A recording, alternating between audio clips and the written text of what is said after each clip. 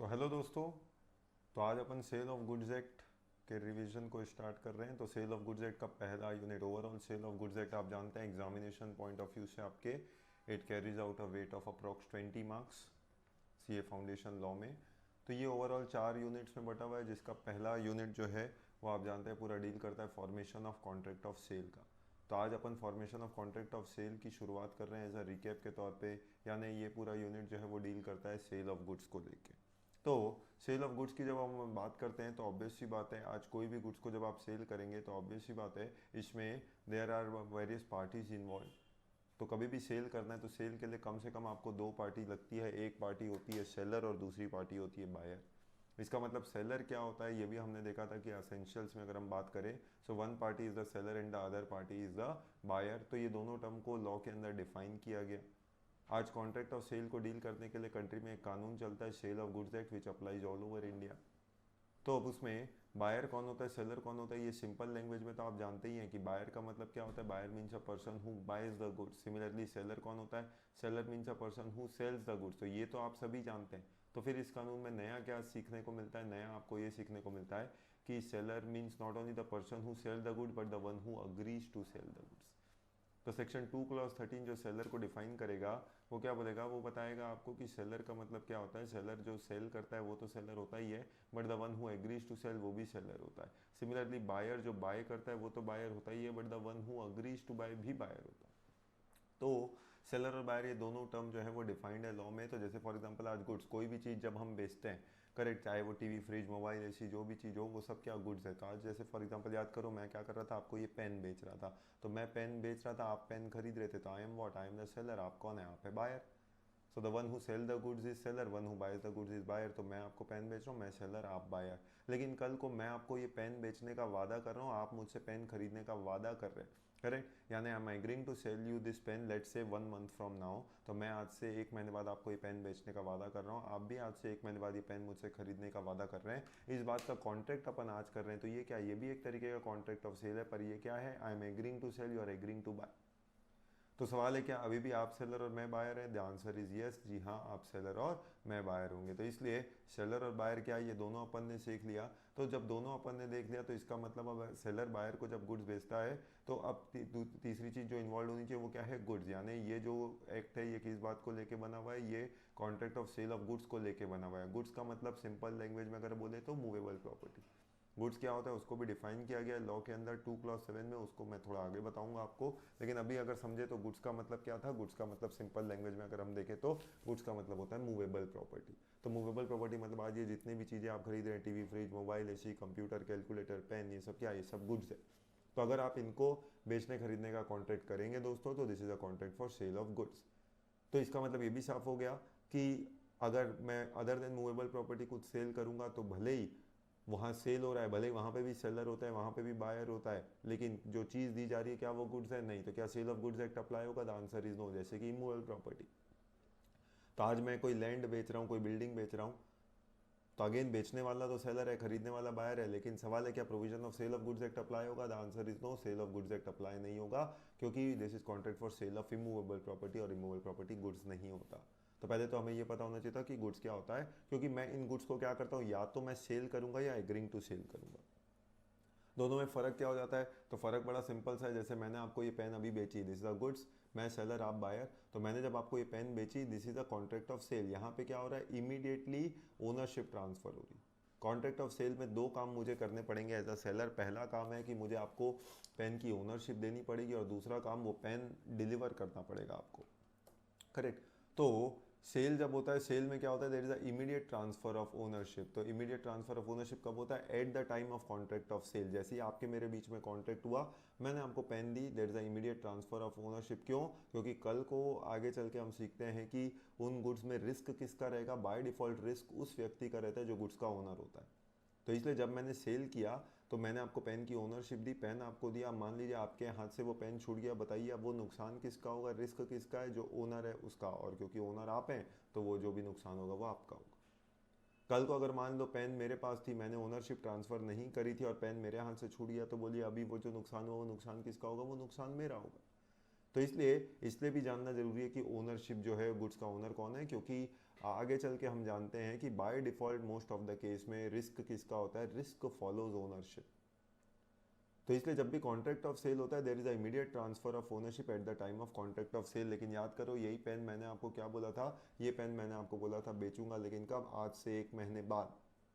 जब आज से 1 महीने बाद बेचूंगा, भले ही आज मैं सेलर हूँ, आज आप बायर हैं, कॉन्ट्रैक्ट ऑफ सेल आपके मेरे बीच में आया, आज हो रहा है, लेकिन सवाल है क्या पेन की ओनरशिप आपको आज मिल रही है क्या? नहीं, this is just a agreement to sell. आपके मेरे बीच में जो हुआ वो एक एग्रीमेंट टू सेल था, और एग्रीमेंट टू सेल है तो इसका मतलब यहाँ पे ओनरशिप ट्रांसफर होगी, but not today, the ownership will be transferred at some future date and not at the time of contract of sale. Correct? तो ये एक तरीके का एग्रीमेंट टू सेल होता है। तो इसका मतलब अभी तक क्या क्या सीखा अपन ने, सेलर कौन होता है सीखा, बायर कौन होता है वो जाना, सेलर बायर के बीच में जो बात है वो गुड्स की होनी चाहिए सीखा, गुड्स को आप आइदर सेल करते हैं और या एग्रीइंग टू सेल करते हैं, दोनों के बीच का फ़र्क सीखा। तो इसका मतलब अगर आप बायर बनते हैं तो एज अ बायर आपको कुछ राइट्स मिलते हैं गुड्स में। सवाल है अगर आप गुड्स के बायर बन गए तो अब आपके पास क्या राइट्स हैं। अगर मैंने एक बार पेन आपको दे दी, मोबाइल, फ्रिज, टीवी एसी एक बार आपको बेच दिया, तो एज अ बायर आपके क्या राइट्स है? बड़ा सिंपल सी बात है, एज अ बायर आपको अमंग वेरियस राइट्स क्या राइट्स मिलेंगे कि आप वो गुड्स को आगे किसी को फर्दर सेल कर सकते हैं, ये सब वो गुड्स आपका है, पेन आपकी है, आपको मर्जी आए आप उसको बेच सकते हो। तो एज अ बायर आप क्या कर सकते हैं, वो गुड्स को फर्दर सेल आउट कर सकते हैं। अच्छा, आप वो गुड्स किसी को गिफ्ट करना चाहें तो गिफ्ट कर सकते हैं, बिल्कुल आप वो गुड्स को गिफ्ट भी कर सकते हैं, ये भी आपका राइट है। करेक्ट? तो सोचिए दिक्कत क्या है, मैंने आपको सेल किया, आप उसको गिफ्ट कर रहे हैं, तो ये भी हो सकता है। लोग तो गिफ्ट को सेल कर देते हैं, मैं तो फिर भी सेल को गिफ्ट करने की बात कर रहा हूँ। करेक्ट? तो बिल्कुल ये भी एज अ बायर आपको राइट मिलेगा कि जो चीज़ मैंने आपको बेची आप वो फर्दर किसी और को गिफ्ट दे सकते हैं। अच्छा, आपको पेन पसंद नहीं आया, आपने पेन वो छोड़ दी, डिस्ट्रॉय कर दी, तो क्या डिस्ट्रॉय कर सकते हैं? That is also your right, आपकी पेन है, जो करना है करो, मुझे उससे क्या दिक्कत। अब मैंने आपको पेन बेच दी, आपसे पैसे ले लिए, आप वो गुड्स आपका है, आपको वो गुड्स से जो करना है करिए। आप वो पेन का इस्तेमाल करना चाहते हैं, यूज़ करना चाहते हैं, ऑब्वियसली पेन खरीदी है तो यूज़ करने के लिए खरीदी होगी, यूज़ करना चाहते हैं करिए। मैंने आपको कार बेची, आप वो कार को किसी और को बेचना चाहते हैं, बेच दीजिए, सेल कर दीजिए। आप वो कार किसी को गिफ्ट देना चाहते हैं, गिफ्ट दे दीजिए। आपको कार पसंद नहीं आई, आप उसको डिस्ट्रॉय करना चाहते हैं, डिस्ट्रॉय कर दीजिए। आप वो कार का इस्तेमाल करना चाहते हैं, इस्तेमाल करिए। तो ये सब जनरल राइट्स है बायर को, कोई भी बायर को किसी भी गुड्स में मिलते हैं। तो जब भी कॉन्ट्रैक्ट ऑफ सेल होता है तो उसमें बायर एक्वायर्ड सर्टेन राइट्स, और वही राइट्स कहलाते हैं जनरल राइट्स या general ownership in the goods. Ownership को ही बार बार कई बार प्रॉपर्टी इन द गुड्स के नाम से भी पुकारते हैं। तो सेल ऑफ गुड्स एक्ट ऐसी ही जनरल ओनरशिप को लेके बना हुआ है। इसका मतलब एक होती है जनरल ओनरशिप, बट कुछ कुछ चीज़ें होती है स्पेशल ओनरशिप। स्पेशल ओनरशिप जो होता है, तो कई बार सामने वाले व्यक्ति को स्पेशल ओनरशिप भी मिलती है इन द गुड्स, पर वो स्पेशल ओनरशिप जो गुड्स में मिलती है उसको contract of sale of goods act के स्कोप से, दायरे से बाहर रखा गया। जैसे कि फॉर एग्जांपल स्पेशल ओनरशिप कैसे मिल सकती है, जैसे कि फॉर एग्जांपल अभी मैं कौन हूँ, बैंक हूँ। अब आप जो है, आपके पास गोल्ड पड़ा हुआ था, अब आप क्या करते हैं, वो गोल्ड मेरे पास आते हैं और प्लेज रखवाते हैं, गिरवी रखवाते हैं, और उसके बदले में मैं आपको पैसा देता हूँ। सोचिए सेल में भी क्या होता है, सेल में भी आप आप चीज़ ला के मुझे देते हैं और मैं आपको पैसा देता हूँ। प्लेज में भी क्या होता है, आप वो चीज़ ला के मुझे देते हैं, मैं आपको पैसा दे रहा हूँ। अब जब मैं आपको पैसा दे रहा हूँ तो वो कंडीशन क्या है कि भैया जितने भी टाइम के लिए पैसा दे रहा हूँ, जितने समय के लिए आपने लोन लिया मुझसे, वो टाइम के बाद आप मुझे वो पैसा लौटाएंगे। आप मुझे जब वो पैसा लौटाएंगे तो वो चीज़ मैं आपको वापस लौटा दूंगा। तो ये एक तरीके का क्या हो रहा है, ये एक तरीके का बेलमेंट हो रहा है, बेलमेंट प्लेज। ये सब स्पेशल कॉन्ट्रैक्ट्स हैं। और जब स्पेशल कॉन्ट्रैक्ट्स हैं, अब बोलिए वो गोल्ड मेरे पास पड़ा हुआ है। अब जब वो गोल्ड मेरे पास पड़ा हुआ है, सवाल ये है, अभी मेरे पोजेशन पे है, मैंने आपको पैसा दिया था, अब मैं वो गोल्ड, आज दाम बड़े अच्छे हो गए, मैं वो गोल्ड को बेचना चाहता हूँ, सेल करना चाहता हूँ। गौर फरमाइएगा, क्या मैं यहाँ पे बायर हूँ और क्या मैं वो गोल्ड को बेच सकता हूँ? अगर मैं यहाँ पे बायर हूँ, sale of goods act apply हो रहा है, तो बायर के राइट होते हैं सेल करना। तो क्या यहाँ पे बैंक को बायर माना जाएगा, and can buyer sell the goods? In this case the answer to it will be no. तो मैं भले ही बैंक हूँ, भले ही मेरे पास पोजेशन है गोल्ड का, लेकिन मैं उसको बेच नहीं सकता, क्योंकि provisions of sale of goods act does not apply in case of special ownership. उस गोल्ड पे मेरी एक स्पेशल ओनरशिप है। I don't acquire general ownership over the gold. तो यहाँ पे इसे क्या बोलते हैं, इसे एक तरीके का मॉर्गेज या प्लेज बोलते हैं। और जब मॉर्गेज और प्लेज होता है, जैसे ये वाला एग्जाम्पल प्लेज का था, वैसे ही मॉर्गेज भी होता है, इमूवेबल प्रॉपर्टीज से इस्तेमाल होता है। तो अगर वो चीज़ दिया गया था, तो जब वो चीज़ आप देते हैं तो उसमें सामने वाला does not become the buyer, और ये राइट्स केवल बायर को मिलते हैं under sale of goods act. यहाँ पे बैंक जो है, बस वो एज अ बेलर, एक तरीके से समझिए, वो गुड्स को अपने पास रखेगा, सच दैट जब वो पर्पस पूरा हो जाएगा तो वो क्या करेगा, वो गुड्स, पैसा जब बैंक को वापस मिल जाएगा, वो गुड्स बैंक को आपको लौटाना पड़ेगा। तो बैंक किन सिनेरियो में वो गोल्ड को बेच पाएगा? केवल एक ही सिनेरियो में वो गोल्ड को बेच पाएगा, और वो है डिफॉल्ट इन रीपेमेंट। कल को आपने अगर मेरा पैसा मुझे टाइम पे नहीं लौटाया, केवल उस टाइम पे एज अ बैंकर मैं क्या कर सकता हूँ, मैं वो गोल्ड को बेच सकता हूँ। तो वो राइट मुझे मिलेगा, पर ये कैसा राइट है, दिस इज स्पेशल ओनरशिप। ये क्या बोलूँगा मैं इसको मैं स्पेशल ओनरशिप बोलूँगा। तो एक होती है जनरल ओनरशिप और एक होती है स्पेशल ओनरशिप जो अपन ने सीखा। जनरल ओनरशिप में जो भी आप होते हैं, मतलब मैंने आपको बेचा तो मैं सेलर था, आप बायर थे, अब वो गुड्स आपके पास है, तब आप आगे बेचोगे तो आप सेलर हो। तो इसका मतलब seller can sell the goods. जब आपके पास गुड्स की जनरल ओनरशिप होती है तो आप वो गुड्स को फर्दर बेच सकते हो। लेकिन स्पेशल ओनरशिप में मैं जो है वो गुड्स को सिर्फ तभी बेच पाऊंगा केवल स्पेशल सर्कमस्टेंसेज में, जैसे कि डिफॉल्ट इन रीपेमेंट। तो प्लेज बेलमेंट में बैंकों को स्पेशल ओनरशिप मिलता है। तो सवाल है क्या ये सब प्रोविजन भी सेल ऑफ गुड्स एक्ट में आएंगे? The answer is no. इनके लिए इंडियन कॉन्ट्रैक्ट एक्ट के स्पेशल कॉन्ट्रैक्ट्स बने हुए हैं, कॉन्ट्रैक्ट ऑफ बेलमेंट, प्लेज, ये सब वहाँ कवर होंगे। तो इसका मतलब इससे हमने ये भी सीख लिया कि सेल ऑफ गुड्स एक्ट जो है वो जनरल ओनरशिप के लिए बना हुआ है, वो स्पेशल ओनरशिप के लिए नहीं बना है। यानी टू सम इट अप, अपन ने सेल ऑफ गुड्स एक्ट में जो जो सीखा, क्या क्या बातें हमने फाइनलाइज करी, हमने फाइनलाइज करी कि sale of goods act deals only with movable property, immovable से डील नहीं करता। फिर it deals with general ownership in goods, it does not deal with special ownership with goods. Contract of sale of goods sale और agreement to sell को cover करता है, it does not cover mortgage और pledge. तो उसमें mortgage pledge जो है वो ऐसी चीज़ें इस्तेमाल नहीं होती। आइदर गुड्स कई बार मैं खुद बेचता हूँ या कई बार मैं क्या करता हूँ वो गुड्स को किसी एजेंट के थ्रू बिकवाता हूँ। जैसे कि फॉर एग्जांपल अभी मान लो सेलर कर्नाटका का है और वो गुड्स बायर को भेज रहा है, तो ये तो कॉन्ट्रैक्ट ऑफ सेल है। पर अब मान लो मैंने अपने बिजनेस को एक्सपेंड करना है और मैं गुड्स किसी दूसरे स्टेट में भी बेचना चाहता हूँ। एक ऑप्शन होता है कि मैं क्या करूँ, वहाँ पे अपनी ब्रांच ओपन कर दूँ। लेकिन ब्रांच ओपन करना मतलब कई सारे एक्सपेंसेस को इनकर करना, पता चला जितना सेल नहीं हो रहा है उतना तो उस ब्रांच का एक्सपेंस हो गया। तो दूसरा तरीका क्या होता है, दूसरा तरीका होता है कि मैं किसी को अपना एजेंट बनाता हूँ। तो मान लो मैं मिस्टर सी नामक व्यक्ति को क्या करता हूँ, महाराष्ट्र में अपना एजेंट बनाता हूँ। अब वो जो एजेंट है, बोलो वो एजेंट मेरे बिहाफ में काम करेगा। सो आज जो मिस्टर सी, जो कि मेरा महाराष्ट्र का एजेंट है, acting as a mercantile agent, वो मेरे बिहाफ में कुछ कुछ काम कर सकता है। जैसे कि क्या वो मेरे बिहाफ में गुड्स को सेल कर सकता है? The answer is yes. बेच वो रहा है पर माना जाएगा बेचा मैंने है, तो एज अ एजेंट उसका राइट होता है टू सेल द गुड्स। क्या वो मेरे बिहाफ में गुड्स खरीद सकता है? अगर मैंने उसको अथॉरिटी दी होगी, बाइंग एजेंट होगा, तो वो मेरे बिहाफ में गुड्स भी खरीद पाएगा। मैंने बोला यार महाराष्ट्र में वहाँ से वो सामान मिलता है, काम करो तुम जाके लेके आ जाओ, तो एज अ एजेंट उसका ये राइट होगा कि वो मेरे बिहाफ में जाके गुड्स को बाय करके आ सकता है। क्या वो गुड्स को कंसाइन करा सकता है मेरे बिहाफ में? यस बिल्कुल, कंसाइनमेंट भी कर सकता है। और प्लेज, कल को पैसों की ज़रूरत है और मैंने उसको अथॉरिटी दे रखी है, तो इवन वो गुड्स को किसी के पास प्लेज करवा के रेज मनी भी रेज कर सकता है। तो you can raise money by giving the goods as a security. तो ये सब क्या है, ये सब राइट्स ऑफ एजेंट होता है। तो इसका मतलब seller, buyer, agent, goods, sale, agreement to sell, general ownership, special ownership, ये सब हमने देख लिया। कुछ पहले बेसिक से टर्म हम सीख रहे थे। और ये सब के साथ साथ क्या होना चाहिए, एक प्राइस एक इंपॉर्टेंट एलिमेंट होना चाहिए। जैसे कॉन्ट्रैक्ट के लिए आप देखते थे कि कंसिडरेशन एक असेंशियल एलिमेंट होता है, वैसे contract of sale of goods act में भी प्राइस एक असेंशियल एलिमेंट होता है। अगर यानी कॉन्ट्रैक्ट ऑफ सेल है, कल को मान लो मैं आपको पेन दे रहा हूँ और बदले में आप भी मुझे कोई चीज़ दे रहे हैं। तो मैं आपको पेन दे रहा हूँ, आप मुझे कैलकुलेटर दे रहे हैं, तो ये तो क्या हो गया, तो एक्सचेंज हो गया, बार्टर हो गया। तो जब ये सब चीज़ें होंगी, सवाल है क्या ये भी सेल ऑफ गुड्स एक्ट में आएगा? The answer is no.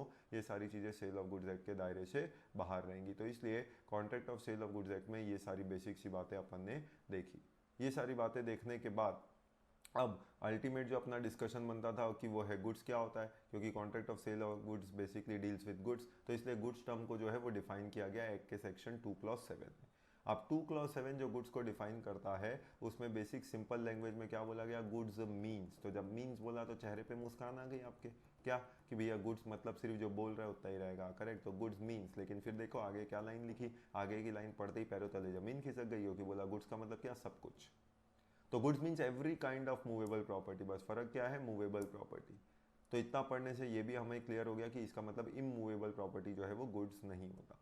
तो गुड्स का मतलब क्या होता है, every kind of movable property, that means immovable is not goods. कुछ चीज़ों को गुड्स के दायरे से बाहर रखा, जैसे कि मनी एंड एक्शनेबल क्लेम्स। तो जी हाँ, वो पैसा पैसा करती है, पैसे पे क्यों मरती है, तो वो गुड्स नहीं होता। Similarly actionable claims, actionable claims याद करिए, कई बार कई चीज़ों पे आपका क्लेम लेने का अधिकार बनता है बाय वे ऑफ एक्शन। जैसे कि फॉर एग्जांपल आज कहीं लॉटरी लगी, अब लॉटरी पे जो टिकट आपके पास थी वही नंबर निकल गया, तो अब आपका एक्शनेबल क्लेम बनता है कि आप जो ऑर्गेनाइजर है उससे जाके जो भी लॉटरी का प्राइस था वो प्राइस मनी क्लेम कर सकते हैं, दैट्स एक्शनेबल क्लेम। कल को आपका डेटर आपको पैसा नहीं दे रहा था, आपने कोर्ट में केस फाइल कर रखा था, अब वो केस आप जीत गए, तो मतलब अब आपका क्लेम लेने का, सूट फाइल करने के बाद अब आप वो केस जीत गए तो आपका पैसा रिकवर करने का राइट बनता है, it's one of the actionable claim. कल कोई इंश्योरेंस, आपने गाड़ी का इंश्योरेंस कराया था, गाड़ी का एक्सीडेंट हो गया, अब इंश्योरेंस कंपनी से कंपनसेशन मांग रहे, क्लेम मांग रहे हैं, that is a kind of actionable claim. तो ये सब एक्शनेबल क्लेम्स होते हैं। सवाल है इन पे भी एक पार्टी पैसा देगी, दूसरी पार्टी को पैसा मिलेगा, तो क्या ये सब सेल ऑफ गुड्स एक्ट के अंदर आएगा? द आंसर इज नो, ये सब गुड्स के दायरे से बाहर रखे गए। तो गुड्स में क्या आता क्या नहीं आता उसके लिए बोला गया, गुड्स में कोई भी तरीके की मूवेबल प्रॉपर्टी आती है, इसका मतलब इमूवेबल प्रॉपर्टी गुड्स नहीं होता। हाउएवर मनी एक्शनेबल क्लेम्स भी गुड्स नहीं होते। लेकिन फिर गुड्स क्या होते हैं, कुछ चीज़ों को गुड्स माना गया, जैसे कि शेयर्स एंड स्टॉक्स। तो स्टॉक शेयर्स जो होते हैं वो गुड्स होते हैं। भले ही मनी को गुड्स नहीं माना गया, लेकिन कई बार कुछ एंटिक कलेक्शंस होते हैं, रेयर कॉइन्स होते हैं, तो उनको भी गुड्स माना गया है, तो वो गुड्स हैं। वैसे तो आपने बोला था इमूवेबल गुड्स नहीं होते, लेकिन growing crops, grass, trees, anything which is attached to land which are severed और एग्रीड टू बी सीवियर्ड, ये सबको भी क्या माना गया, ये सबको भी गुड्स माना गया। इसका मतलब इमूवेबल जब गुड्स नहीं होते, ये more of a clarification insertion है डेफिनेशन में, क्योंकि आप जानते हैं कि इमूवेबल प्रॉपर्टी गुड्स नहीं होता। लेकिन सवाल है ग्रोइंग क्रॉप्स, क्रॉप्स कहाँ ग्रो होंगे, ज़मीन में, ग्रास ज़मीन में, ट्रीज ज़मीन से जुड़ी हुई। तो इसका मतलब अब सवाल ये उठने लगा कि क्या ये सब भी इमूवेबल प्रॉपर्टी आएंगे, और कल को अगर मैं इसको बेचने खरीदने का कॉन्ट्रैक्ट करूंगा तो क्या वो सेल ऑफ गुड्स एक्ट में आएगा कि नहीं आएगा? तो इमूवेबल मतलब लैंड और बिल्डिंग जैसी चीज़ों को इमूवेबल बोला गया। जो चीज़ें अटैच्ड टू लैंड बिल्डिंग है वो इमूवेबल्स नहीं होती। तो इसलिए क्लियर डाउट ना हो, क्लैरिफिकेशन रहे, इसलिए डेफिनेशन में क्या बोला कि goods includes growing crops, grass, trees और things attach to land which are severed और agreed to be severed before sale. Severed और अग्रीड टू बी सीवियर्ड मतलब आप जानते हो, जिसको आप सेल करने से पहले क्या करते हो, सीवियर करते हो, मतलब उसका ज़मीन से नाता तोड़ते हो ना, कनेक्शन तोड़ते हो। तो अगर आपके पास मतलब मान लो लाइसेंस है, अब आप क्या कर रहे हैं, वो ट्री है, लाइसेंस है आपके पास, तो वो ट्री को आप कट करके, पेपर इंडस्ट्री है उसको बेच रहे हैं, तो ये भी एक कॉन्ट्रैक्ट ऑफ सेल ही है, जहाँ आप सेलर है, वो वाला व्यक्ति आप बायर है। तो क्या provision of sale of goods act apply होगा? The answer is yes, sale of goods act apply होगा। और क्लैरिफिकेशन के लिए कुछ चीज़ों को गुड्स में डाला, that is gas, water, electricity, या फिर intangible assets like goodwill, patent, trademark, copyright etcetera. तो ये सब क्या है, ये सब गुड्स होते हैं। तो जब गुड्स होते हैं तो इसका मतलब ये पूरा कॉम्प्रिहेंसिव डेफिनेशन जो है वो अपना सेल ऑफ गुड्स एक्ट का पड़ता है। मतलब जितनी भी बातें अभी तक जो मैंने आपको बताई वो सब सेल ऑफ गुड्स एक्ट के अंदर हमने देखा कि सेल ऑफ गुड्स एक्ट जो है वो बेसिकली किसके लिए बना हुआ है, वो सेल ऑफ गुड्स के लिए बना हुआ है। ठीक, तो डेफिनेशन में आपने कई डेफिनेशन देखी, जैसे कि बायर क्या है देखा, बायर का मतलब पर्सन हु बायज और agrees to buy the goods. Seller मतलब देखा पर्सन हु सेल्स और agrees to sell the goods. Similarly goods का मतलब जो है वो देखा, गुड्स का मतलब every kind of movable property other than actionable claims and money, but it includes क्या, stock shares, growing crops, grass and things attached to or forming part of the land which are agreed to be severed before sale or under the contract of sale। तो ये सब क्या, ये legal definition हो गई आपकी goods की। Correct. उसके बाद टाइप ऑफ गुड जो है वो मैं अभी आपको आगे समझाऊंगा। अब गुड्स के बाद अपन ने अगले एरिया में जो जाना था वो था type of goods. Type of goods की जब अपन बात करते हैं तो गुड्स कितने प्रकार के होते हैं, तीन प्रकार के होते हैं दोस्तों। पहला होता है एग्जिस्टिंग गुड्स, दूसरा होता है फ्यूचर गुड्स, और तीसरा होता है कंटीजेंट गुड्स। गुड्स कितने प्रकार के हुए, एग्जिस्टिंग गुड्स, फ्यूचर गुड्स और कंटीजेंट गुड्स। अब सवाल है एग्जिस्टिंग, फ्यूचर और कंटीजेंट क्या होता है? तो एग्जिस्टिंग गुड्स, एग्जिस्टिंग गुड्स किसे कहूंगा, अगर गुड्स में तीन तरीके की क्वालिटी है तो वो गुड्स एग्जिस्टिंग गुड्स कहलाएगा। कौन सी तीन तरीके की quality, existence, ownership, possession, existence, ownership, possession. तो ऐसे goods which are in existence at the time of contract of sale, जो गुड्स एग्जिस्टेंस में होते हैं time of contract of sale and are in ownership and possession of the seller when he makes the contract of sale, उसको क्या बोलते हैं, उसको बोलते हैं contract for sale of existing goods. यानी गुड्स जो एग्जिस्टेंस में होते हैं time of contract of sale और ओनरशिप पोजेशन भी मेरे पास होता है एज अ सेलर, तो उसे बोलते हैं एग्जिस्टिंग गुड। जैसे याद करो, तो मैंने आपको पेन बेचनी थी, तो पेन का एग्जिस्टेंस भी है, देखो पेन एग्जिस्ट करती है, मैं उसका मालिक हूँ, तो ओनरशिप भी है और मेरे पोजेशन पे है। तो अब मैंने आपको जो पेन बेचने का कॉन्ट्रैक्ट किया, ये क्या था, contract for sale of existing good, goods which are in existence at time of sale and the ownership and possession is with the seller at the time of contract of sale, उसको आप बोलते हैं existing goods. Correct. लेकिन goods जो है future भी होता है, कंटीजेंट भी होता है। जैसे कि आज टीवी, फ्रिज, मोबाइल, एसी जो भी आप खरीद रहे हो वो सब एग्जिस्टिंग है, दुकानदार के पास उसकी ओनरशिप है, पोजीशन भी है, तो वो सब एग्जिस्टिंग गुड्स होता है। तो आप मेरे पास आए, आपने क्या किया, मोबाइल मांगा, तो मोबाइल मांगा, तो जैसे फॉर एग्जांपल आप आईफोन मांग रहे हो, तो आईफोन में आपने 15 मांगा, 12 मांगा, 17 मांगा, ये सब एग्जिस्टेंस में ओनरशिप, पोजीशन है, ये सब contract of sale of existing goods होगा। लेकिन क्या हुआ, अभी आप अचानक से आके मुझे बोलते हो कि सर हमें आईफोन 38 दे दो। अब आईफोन 38 दे दो, मैं हूँ एप्पल, करेक्ट। तो मैंने बोला भैया अभी वो मेरे को मोबाइल बनाना पड़ेगा, it is yet to be produced और मैन्युफैक्चर्ड, लेकिन चलो अपन ने कॉन्ट्रैक्ट तो कर लिया।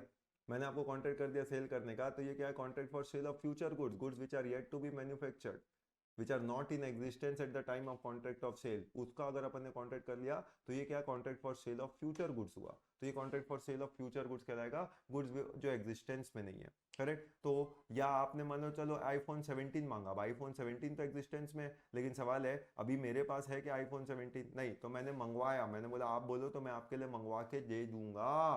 करेक्ट, आप बोलोगे तो मैं आपको वो गुड्स मंगवा के दे दूंगा। तो ऐसे इंस्टेंसेस में यानी ये जो कॉन्ट्रैक्ट अपन कर रहे हैं, तो goods are not in the possession which are yet to be acquired, तो ऐसे गुड्स भी क्या कहलाते हैं, ऐसे गुड्स भी कहलाते हैं फ्यूचर गुड्स। तो ऐसे गुड्स को क्या बोला जाता है, फ्यूचर गुड्स बोला जाता है। और तीसरे होते हैं कंटीजेंट गुड्स। तो कंटीजेंट गुड्स क्या होते हैं, गुड्स तो ये भी एग्जिस्टेंस में नहीं होते at the time of contract of sale, लेकिन मैं वो आपको सेल करूंगा कि नहीं करूंगा ये डिपेंड करता है upon happening non happening of an future uncertain event. कुछ याद आ रहा है? तो इसके लिए मैंने आपको एग्जांपल दिया था कि भाई वो एक जो शिप जो ऑस्ट्रेलिया से आ रही है, जो कौन सी टीवी लेके आ रही है, जिग-जैग टीवी लेके आ रही है, तो मैंने बोला कि अगर वो शिप आ जाती है तो वो शिप का में जो 100 टीवी आती है वो 100 टीवी मैं आपको बेच दूंगा। तो वो गुड्स अभी एग्जिस्टेंस में नहीं है, पर मैं आपको वो टीवी बेचूंगा कि नहीं बेचूंगा वो डिपेंड करता है अपॉन हैपनिंग और non happening of a future uncertain event. तो ये कैसा कॉन्ट्रैक्ट कहलाएगा, this will be the contract for sale of contingent goods. तो इसको कंटीजेंट गुड्स बोलते हैं। तो फ्यूचर गुड्स कंटीजेंट गुड्स दोनों ही एक तरीके के क्या होते हैं, एग्रीमेंट टू सेल होते हैं, क्योंकि मैं यहाँ पे आपको वो चीज फ्यूचर में देने की बात कर रहा हूँ, बाद में देने की बात कर रहा हूँ, कंडीशनल देने की बात कर रहा हूँ।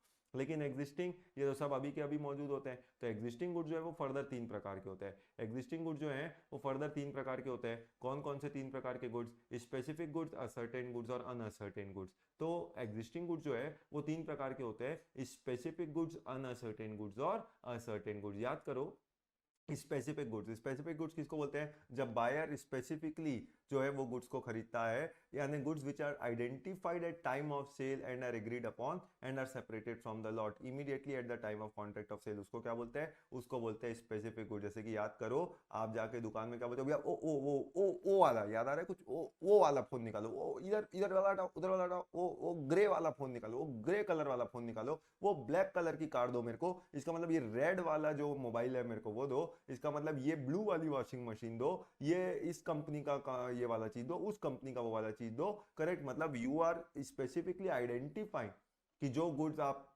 खरीद रहे हो, तो आपको पता है एज अ बायर कि आप क्या खरीद रहे हो, सेलर को पता है कि एज अ सेलर वो क्या बेच रहा है। तो ऐसे goods which are identified at time of contract of sale and agreed upon and separated from the lot, उसको क्या बोलते हैं, उसको बोलते हैं contract for sale of specific goods. Correct, लेकिन कई बार क्या होता है, आप बस गुड्स को पसंद कर लेते हो कि क्या भैया मेरे को ना एक मोबाइल दे दो, अब वो दुकानदार के पास, जैसे आपने बोला फॉर एग्जाम्पल आईफोन 12 दे दो, अब उस दुकानदार के पास ऐसे 100 आईफोन 12 पड़े, वो 100 आईफोन में से कौन सा वाला आईफोन मांग रहे हो, आपने वो सेलेक्ट नहीं किया, आपने बस क्या बोला, आपने कॉन्टेक्ट किया मुझे एक आईफोन 12 दे दो। यहाँ पे ना सेलर को पता ना बायर को पता कि आप कौन सा आईफोन 12 मांग रहे हो। तो क्या कर रहे हो, goods which are identified by way of sample और डिस्क्रिप्शन, यानी वो गुड्स को बस आपने कैसे खरीदा, सैंपल से या डिस्क्रिप्शन से कि एक आईफोन 12 दे दो, एक ग्रे कलर का आईफोन 12 दे दो, चलो वो भी बोल दिया, पर उसके पास ऐसे 100 ग्रे कलर के आईफोन 12 है, तो फिर कौन सा वाला आईफोन 12 आप मांग रहे हैं, goods which are defined by way of sample and description at time of sale. तो आपने डिफाइन तो किया, लेकिन दे आर नॉट सेपरेटेड और फ्रॉम द लॉट, उन्हें लॉट से अलग नहीं किया, आइडेंटिफाई नहीं किया गया at the time of contract of sale. तो ये कॉन्ट्रैक्ट क्या कहलाएगा, this is contract for sale of unascertained goods, इसको बोलते हैं अनअसर्टेन गुड्स या generic goods. This is contract for sale of unascertained goods, goods which are not identified at the time of contract of sale and are not separated from the lot. Correct, the goods which are selected by way of sample description, उसको बोलते हैं contract for sale of कौन सा वाला goods, uncertain goods. याद करो, इसके लिए भी मैंने आपको क्लास में एग्जांपल अपना दे रखा है। करेक्ट, तो याद करिए बाबूजी, तो बाबूजी जो क्या करते थे, गेहूं खरीदने जाते थे, तो वो कैसे सेलेक्ट करते थे, सैंपल से। तो सैंपल से उन्होंने क्या किया, 1000 किलो गेहूं पसंद कर लिए, पर दुकानदार ने बोला ठीक है बाबूजी ये 1000 किलो गेहूं मैं आपको बेच दूंगा, कॉन्ट्रैक्ट ऑफ सेल हो गया, एग्जिस्टेंस में है गेहूं। करेक्ट, ओनरशिप भी दुकानदार के पास है, दुकानदार के पास 1000 किलो पोजेशन में भी है, लेकिन अभी सवाल क्या ये पता है क्या कि कौन सी बोरिया बाबूजी ने खरीदी है, नहीं वो नहीं पता है। तो goods selected by way of sample है but are not separated identified from the lot at time of sale, उसे क्या बोलते हैं, उसे बोलते हैं contract for sale of unascertained goods. तो वो अनअसर्टेन गुड्स से ही गुड्स क्या बनेंगे, असर्टेन बनेंगे। असर्टेन कब होता है, जब वही गुड्स को आप क्या करोगे, लॉट से सेपरेट कर दोगे। द मोमेंट आपने वो गुड्स को लॉट से सेपरेट किया, यानी जैसे ही वो 100 आईफोन 12 में से आपने बोला वो वाला अलग करो, यानी not at the time of contract of sale but after the formation of contract of sale. एक बार कॉन्ट्रैक्ट ऑफ सेल हो गया, उसके बाद आप वो गुड्स को अलग करवाते हो, तो वो क्या है, वो है contract for sale of ascertain goods. यानी स्पेसिफिक गुड्स और असर्टेन गुड्स में फर्क क्या है, जब वो काम आप उसी वक्त कर लो at the time of contract of sale तो वो स्पेसिफिक गुड्स बन गया, लेकिन वो काम आप बाद में करो, कॉन्ट्रैक्ट ऑफ सेल पहले हुआ और सेपरेशन फ्रॉम द लॉट बाद में हुआ, तो उसे क्या बोलते हैं, उसे बोलते हैं कॉन्ट्रैक्ट फॉर सेल ऑफ पहले अनअसर्टेन गुड्स फिर बाद में जाके असर्टेन गुड्स। करेक्ट, याद करो। तो सुबह बाबूजी ने कॉन्ट्रैक्ट ऑफ सेल किया था 1000 किलो गेहूं का, लेकिन दुकानदार ने बोरियां कब निकाली, बोरियां निकाली शाम को, तो ये काम after formation of contract of sale हो रहा है, तो जब शाम को बोरियां निकाली तब वो एक तरीके से सेपरेट फ्रॉम द लॉट हुआ, तब वो बना contract for sale of uncertain से असर्टेन गुड्स। करेक्ट, तो जब सुबह कॉन्ट्रैक्ट किया तब वो contract for sale of unascertained goods था, शाम को जब बोरियां अलग की गई तब वो contract for sale of ascertain goods बना। तो ये अपन ने पूरे टाइप ऑफ गुड्स जो है, टाइप ऑफ गुड्स के भी पूरे प्रकार यहाँ पे खत्म कर लिए कि गुड्स कितने कितने प्रकार के होते हैं। तो ये गुड्स के प्रकार भी अपन ने सीख लिए। उसके बाद अगला आप देखते थे डिलीवरी। तो डिलीवरी ऑफ गुड्स के बारे में भी मैंने आपको बताया था कि डिलीवरी ऑफ गुड्स कितने प्रकार का होता है। डिलीवरी का मतलब क्या होता है दोस्तों, तो डिलीवरी का मतलब voluntary transfer of possession of goods from one person to the other. Correct, तो डायरेक्टली या तो उस व्यक्ति को दो या any person duly authorised by the person उसको दो, तो उसे बोला जाता है डिलीवरी ऑफ गुड्स। जब हम डिलीवरी ऑफ गुड्स की बात करते हैं तो सेल ऑफ गुड्स में डिलीवरी तीन प्रकार की होती है। एक होती है एक्चुअल डिलीवरी ऑफ गुड्स, एक होता है कंस्ट्रक्टिव डिलीवरी ऑफ गुड्स और एक होता है सिंबॉलिक डिलीवरी ऑफ गुड्स। ये तीन प्रकार की डिलीवरी ऑफ गुड्स अपन ने सीखा था। कौन कौन सा, actual delivery of goods, constructive delivery of goods और symbolic delivery of goods. Actual delivery of goods क्या होता है कि भैया ये पेन आपने मुझसे खरीदा था, मैंने ये पेन आपको दे दिया। करेक्ट, मैंने ये पेन जो है याद है कविता को दे दिया, तो ये क्या है, this is actual delivery of goods. तो ये एक्चुअल डिलीवरी कहला गया। एक्चुअल डिलीवरी क्या हुआ, where the seller voluntary transfer the possession of the goods from the seller to the buyer और any person duly authorised by the buyer. तो या तो आप बायर को दो या बायर के द्वारा ऑथराइज एक व्यक्ति को दो, तो वो कहलाया जाएगा एक्चुअल डिलीवरी ऑफ गुड्स, मतलब फिजिकल पोजेशन जो है वो ट्रांसफर होता है। Buyer actually receive the goods, उसको बोलते हैं एक्चुअल डिलीवरी ऑफ गुड्स। लेकिन अब याद करो, मैं मुंबई से रायपुर 100 टीवी मंगवा रहा था, सेलर ने 100 टीवी मुंबई से निकाल दिया, बायर को वो 100 टीवी कुछ समय बाद मिलेगा, अभी वो गुड्स रास्ते में है। तो ऐसे वक्त अब सवाल है, एक्चुअल डिलीवरी तो बाद में होगी, लेकिन अभी सेलर ने क्या किया, सेलर ने एक कंसाइनमेंट नोट बनाया और कंसाइनमेंट नोट बना के आपको वो टीवी दे दी। सेलर ने क्या किया, एक कंसाइनमेंट नोट बनाया और वो टीवी ट्रक में डाली और वो ट्रक को रवाना कर दिया। अब आपके पास क्या है, वो कंसाइनमेंट नोट की कॉपी है। लेने क्या गए थे, लेने गए थे टीवी, लेकिन आप तक पहुंचा क्या है, कंसाइनमेंट नोट। अब वो टीवी तो आपके पास 2-4 दिन 10 दिन लगेंगे पहुंचने में। तो अभी सवाल ये है, रास्ते में कुछ भी हो तो क्या सवाल है, क्या मान लिया जाएगा सेलर ने गुड्स आपको डिलीवर कर दिया, by default answer will be yes. तो ये जो डिलीवरी हुई, ये कैसी डिलीवरी कहलाई, this is called a symbolic delivery. ये क्या था, सिंबॉलिक डिलीवरी।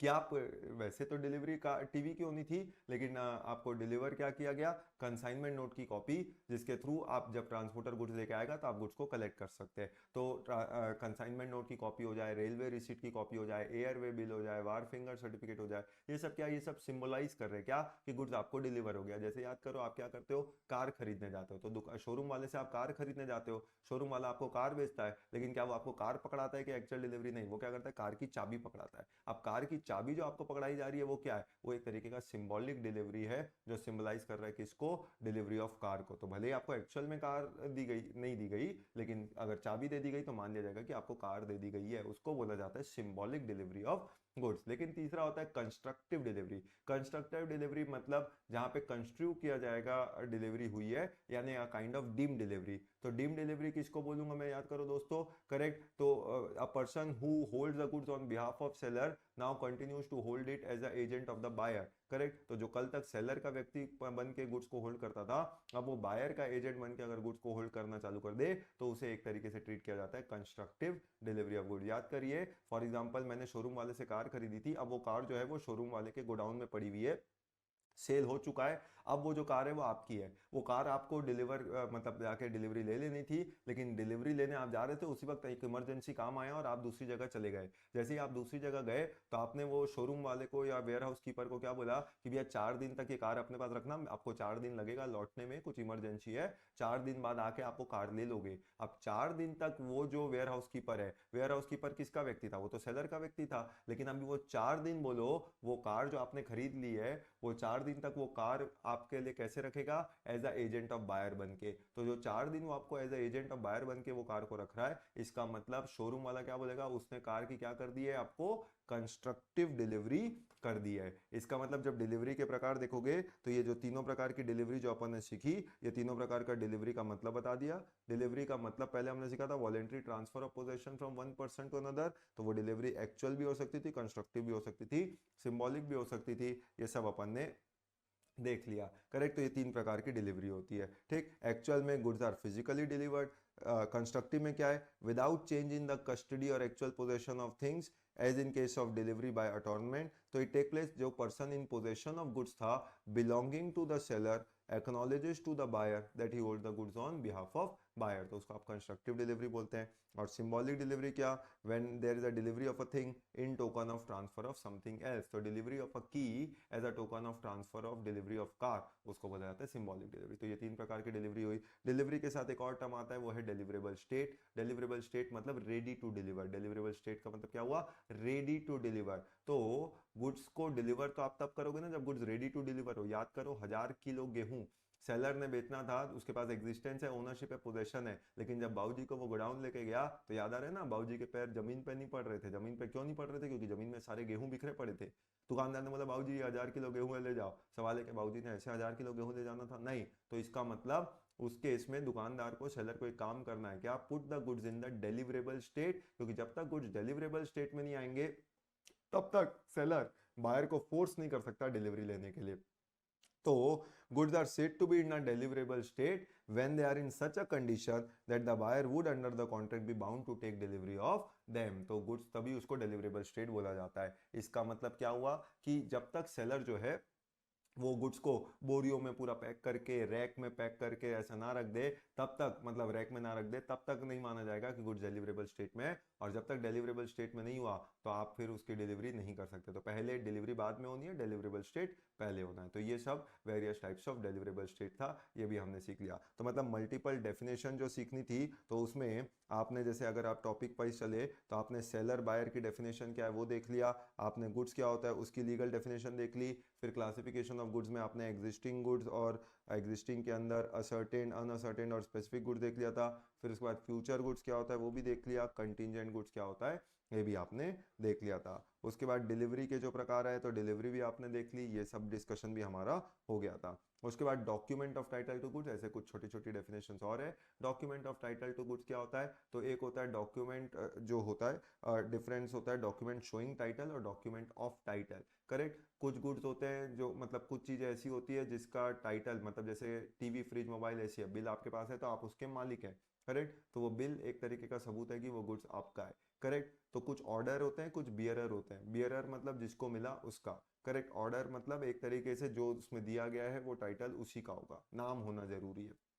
ठीक, तो डॉक्यूमेंट शोइंग टाइटल मतलब आज आपके पास कंसाइनमेंट नोट और ये सब जो डॉक्यूमेंट्स होते हैं, bill of lading, dock warrant, warehouse keeper certificate, wharfinger certificate, railway receipt, transport document, ये सब मल्टीपल नाम है, अलग अलग बिजनेस अलग अलग नाम इस्तेमाल करता है। जैसे कि बिल ऑफ लेडिंग इंपोर्ट के वक्त यूज होता था, याद करो। वेयर हाउस कीपर जो गोडाउन में पड़े रहते हैं गुड्स उसके होते हैं। तो ऐसे अलग अलग बिजनेस में, जैसे कंसाइनमेंट नोट अपन ने देखा था, जैसे कि रेलवे रिसीट्स होता है, एयरवे बिल होता है, ये सब डॉक्यूमेंट ऑफ टाइटल है कि जो भी मतलब वो पेपर लाएगा, वो कागज, वो गुड्स उसका होगा।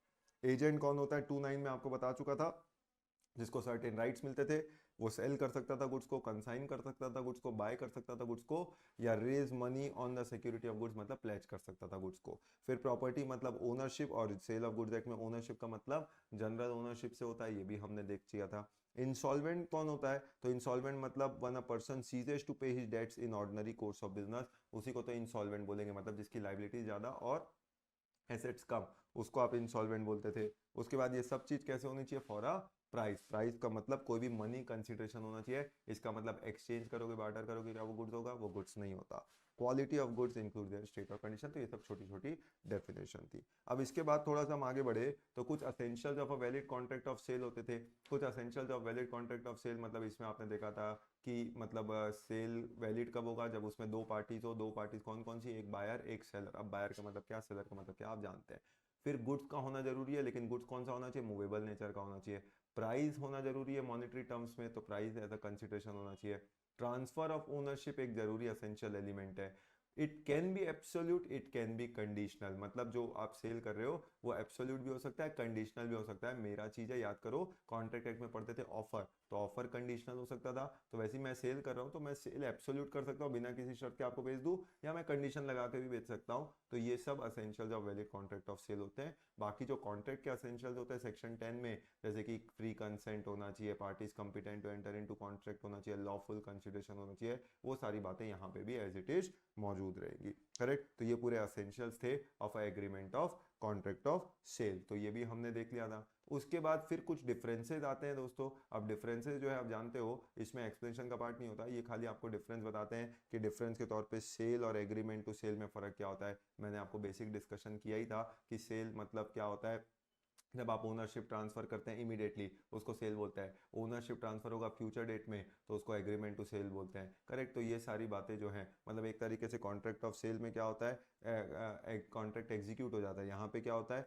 फ्यूचरिस्टिक बातें होती है इसलिए एग्जीक्यूटरी कॉन्ट्रैक्ट होता है। तो ऐसे कुछ ये क्रिएट्स क्या, just in rem, it create just in personam, मतलब कॉन्ट्रैक्ट ऑफ सेल में you have right only against the, मतलब कॉन्ट्रैक्ट ऑफ सेल में you have just in rem मतलब right against the whole world, लेकिन agreement to sale में you just have right against the person concern, यानी just in personam. तो ये कुछ differences थे। तो इसमें जो डिस्कशन है वो सेल और हायर परचेज का डिस्कशन था। सेल और हायर परचेज मतलब सेल और हायर परचेज में जानते हैं सेल में इमीडिएट ट्रांसफर ऑफ ओनरशिप होती है। करेक्ट, हायर परचेज में ownership transfer at a future date होता है। करेक्ट, तो यहाँ पे सेल जो होता है position of buyer is that of the owner of the goods, लेकिन हायर परचेज में हायरर को क्या माना गया है, बेली की तरह माना गया, मतलब एक तरीके का कॉन्ट्रैक्ट ऑफ बेलमेंट का केस ये ज्यादा बनता है। तो वैसे ही ये कुछ पॉइंट ऑफ डिफरेंसेस सेल और बेलमेंट के भी दिए गए हैं। तो बेलमेंट के टॉपिक आप करते हैं उसके साथ सेल का टॉपिक खत्म होता है, और contract of work and labour. तो ये कुछ डिफरेंसेस जो थे वो दिए गए थे। उसके बाद अगर हम बात करें तो ये सब instances contract of how sale is made, तो इसका मतलब सेल का कॉन्ट्रैक्ट कैसे होता है, तो यही हमने देखा था सेल होगा एग्रीमेंट टू सेल होगा, तो सब्जेक्ट मैटर यानी एग्जिस्टिंग गुड्स फ्यूचर गुड्स, ये सेक्शन 6 की बातें थी जो हमने टाइप ऑफ गुड्स के अंदर कवर अप किया था। अब ये कॉन्ट्रैक्ट जो मैं करता हूँ कई बार गुड्स पेरिश हो जाते हैं before making of the contract, या कई बार गुड्स पेरिश होते हैं before sale but after agreement to sale. Correct, मतलब याद करिए कॉन्ट्रैक्ट एक्ट में जब आप पढ़ते थे तो एक सेक्शन आता था सेक्शन 56, तो 56 क्या था, इम्पॉसिबल टू परफॉर्म। कोई कॉन्ट्रैक्ट इम्पॉसिबल टू परफॉर्म होता था तो कुछ इनिशियल इम्पॉसिबिलिटी होती थी, कुछ सुपरवेनिंग इम्पॉसिबिलिटी होती थी, दोनों ही केस में कॉन्ट्रैक्ट क्या होता था, वॉइड होता था। वैसे ही contract of sale of goods में भी हो सकता था कि मैंने आपको कोई चीज को बेचने का बात किया था, जैसे फॉर एग्जांपल मैंने 1000 किलो गेहूं बेचने का बात किया, करेक्ट, कॉन्ट्रैक्ट ऑफ सेल हो गया आपके मेरे बीच में, लेकिन अनअवेयर ऑफ द फैक्ट कि वो जो गेहूं जिस गोडाउन में पड़े थे वो गोडाउन में पूरा पानी भर चुका है जिसके कारण वो सारी गेहूं की बोरियां सड़ चुकी, अब सड़ चुकी है, तो goods have perish before making of the contract. ना आपको पता ना मुझे पता, तो जब आपको भी नहीं पता मुझे भी नहीं पता, अब आप बोलते हैं नहीं नहीं सर कॉन्ट्रैक्ट हुआ है अभी आपको वो गेहूं तो बेचने ही पड़ेंगे, तो क्या ये कॉन्ट्रैक्ट एनफोर्सेबल होगा, no, the contract will be void. क्यों, क्योंकि goods have perish before making of the contract, तो कॉन्ट्रैक्ट से पहले ही गुड्स पेरिश हो जाए तो वो कॉन्ट्रैक्ट वॉइड होता है। लेकिन section 8 goods perishing before sale but after agreement to sale, याद करो अभी वही टाइटैनिक से जो शिप आ रहा था, तो टाइटैनिक शिप से मतलब जो आ रहा था उसमें टीवी आ रही थी, करेक्ट, कॉन्ट्रैक्ट अपन ने किया अनअवेयर ऑफ द फैक्ट कि वो शिप जो है क्या हो चुकी है, टाइटैनिक हो चुकी है। अगर वो शिप टाइटैनिक हो चुकी है तब वो गुड्स कैसे आएगा, वो इम्पॉसिबल टू परफॉर्म हो गया। इसका मतलब ये क्या केस बन गया, ये केस बन गया सुपर वेनिंग इम्पॉसिबिलिटी का। तो जो कॉन्ट्रैक्ट एक्ट में आप सुपर वेनिंग इम्पॉसिबिलिटी पढ़ते हैं सेक्शन 56, ट्रीटमेंट तो वही होता है कि कॉन्ट्रैक्ट वॉइड हो जाता है, यहाँ पे भी कॉन्ट्रैक्ट को क्या माना गया है, वॉइड माना गया, तो यहाँ पे भी कॉन्ट्रैक्ट जो है वो क्या बन जाएगा, इट विल बिकम वॉइड, मतलब it can not be enforceable. तो अगर जो गुड्स बेचे जा रहे हैं अगर वो एनफोर्सेबल नहीं हो पाएंगे इम्पॉसिबिलिटी के कारण, तो वो कॉन्ट्रैक्ट वॉइड बन जाएंगे आइदर सेक्शन 7 और सेक्शन 8 में। करेक्ट, उसके बाद अगला जो दो डिस्कशन आता था, आखिरी दो डिस्कशन इस चैप्टर का, वो था with respect to ascertainment of price. अब बोलो गुड्स में प्राइस कौन डिसाइड करता है, प्राइस जो है वो तो ये पार्टीज टू कॉन्ट्रैक्ट डिसाइड करती हैं, तो इट में be fixed by the contract. भैया ये पेन कितने की होगी, मैं कितने में बेचूंगा, आप कितने में खरीदोगे, मैं डिसाइड करूंगा या आप डिसाइड करेंगे, तो it will be fixed by the contract. कि मैंने आपको बोला ये पेन आपको 5000 में खरीदनी है क्या, तो ये आपके मेरे बीच में प्राइस डिसाइड हो गया is fixed by the contract, और may be left to be fixed in the manner thereby agreed, या फिर जैसा आप एग्री करो वैसा होगा, या determined by course of dealing between the parties. की कई बार आप कई बार कॉन्ट्रैक्ट में तरीका बताते हो तो जैसा तरीका आप बताओगे उस चीज का प्राइस वैसे निकाला जाएगा। लेकिन कई बार अगर प्राइस उन तरीकों से ना निकाला जाए तो फिर अगर गुड सेलर ने बायर को दे दिया है तो फिर प्राइस क्या होगा, रीजनेबल प्राइस जो है वो सेलर बायर को सेलर को देना पड़ेगा। पर कई बार क्या होता है, आप वो गुड्स की वैल्यू, गुड्स किस दाम पे बेचा जाएगा वैसे तो सेलर और बायर ने मिलकर डिसाइड करना पड़ता है, लेकिन कभी कभी ऐसे सिनेरियोज आते हैं जहाँ पे क्या होता है कि दोनों पार्टी मिलकर डिसाइड करती हैं कि ये पेन मैं आपको कितने में बेचूंगा, वो डिपेंड करता है, ये पेन मैं आपको कितने में बेचूंगा ये डिपेंड करता है कि थर्ड पार्टी यानी वैल्यूअर इसके क्या दाम बोलते हैं। तो थर्ड पार्टी वैल्यूअर क्या दाम बोलेगा उसके बेसिस पे सेलर जो है वो बायर को गुड्स दे देगा। ठीक, अब अगर थर्ड पार्टी यानी वैल्यूअर के पास जाओगे तो थर्ड पार्टी जो दाम बोलेगा फिर आपको वो दाम लेना पड़ता है। लेकिन कल को अगर किसी कारण से थर्ड पार्टी डिसाइड नहीं कर पाए कि ये गुड्स की वैल्यू क्या है तो फिर क्या कॉन्ट्रैक्ट ऑफ सेल होगा क्या, फिर वो कॉन्ट्रैक्ट ऑफ सेल नहीं हो पाएगा क्योंकि प्राइस इन अनअसर्टेन, और जहां प्राइस असर्टेन नहीं होगा तो फिर आप उस कॉन्ट्रैक्ट को अवॉइड कर सकते हो। लेकिन उसके पीछे शर्त क्या है, शर्त यह है कि गुड्स जो है वो सेलर के पोजेशन पे होना चाहिए। अगर सेलर ने गुड्स बायर को दे दिया है यानी डिलीवरी दे दी है तो फिर गुड्स अगर डिलीवर हो चुके हैं तो फिर अवॉइड के चांसेस कम है, फिर बायर को क्या करना पड़ेगा, सेलर को रीजनेबल प्राइस देना पड़ेगा।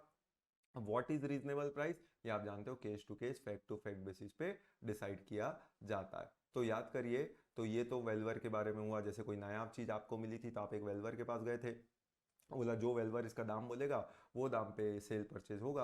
अब जब वो नायाब चीज़ आप वेलवर के पास लेके गए तो वेलवर ने मान लो जो भी दाम बोला तो वो दाम पे सेल परचेज होता, लेकिन अगर वेलवर भी उस चीज़ की वैल्यू नहीं निकाल पा रहा है तो फिर सोचो फिर कैसे सेल करेंगे, तो इसलिए वो कॉन्ट्रैक्ट को अवॉइड करते हैं। लेकिन अगर वो चीज़ आपने बायर को दे दी है, एज अ सेलर आपने वो चीज़ बायर को दे दी है तो फिर बायर को सेलर को रीजनेबल प्राइस देना पड़ेगा। रीजनेबल प्राइस क्या होगा ये फैक्ट ऑफ द केस से डिसाइड किया जाएगा। लेकिन कल को अगर पता चलता है, कुछ याद आ रहा है, अगर third party is prevented from making valuation, who is third party, valuer, अगर वेलवर को आपने प्रिवेंट किया वैल्यूएशन से, कैसे कि एज अ सेलर सोचो वैल्यू वेलवर के पास तो आपको कल सुबह 11 बजे जाना था, तो आपने क्या किया, आज रात को 11 बजे वेलवर को फ़ोन किया और बोला कि भैया कल हम आपके पास एक नायाब चीज़ लेके आएंगे वैल्यूएशन के लिए, और अगर उस चीज़ की कीमत आपने 1 करोड़ से कम बताई ना तो बस ध्यान रखना। बोले आप कौन बोल रहे हैं, बोले मैं बबन सुपाड़ी। तो अगर आपने ऐसा बोल के एज अ सेलर आपने क्या किया, वेलवर को एक तरीके से अपना काम करने से रोका, और कल को जब बायर को ये बात पता चलती है कि आपके कहने पे वेलवर ने 1 करोड़ दाम किया था, बोलो अब बायर क्या करेगा, बायर ये कॉन्ट्रैक्ट को एक तरीके से अवॉइड नहीं कर लेगा क्या। तो buyer the party not in fault में maintain a suit for damages against the party in default, तो फिर जो बायर है वो क्या करेगा, वो सेलर के खिलाफ एक्शन लेगा। या कल को उल्टा, कल को मान लो बायर जो है वो फ़ोन करता है वेलवर को क्या बोल के कि भैया कल सुबह 11 बजे हम एक गुड्स का वैल्यूएशन के लिए आएंगे, अगर आपने उसकी कीमत 100 रुपया से ज़्यादा बताई ना तो सोच लेना। बोले आप कौन बोल रहे साहब, बोले मैं छगन सुपाड़ी। अब छगन सुपाड़ी बोल रहा है तो वैसे करके बायर ने वेलवर ने बोल दिया कि ठीक है भैया 100 रुपए की चीज़ है।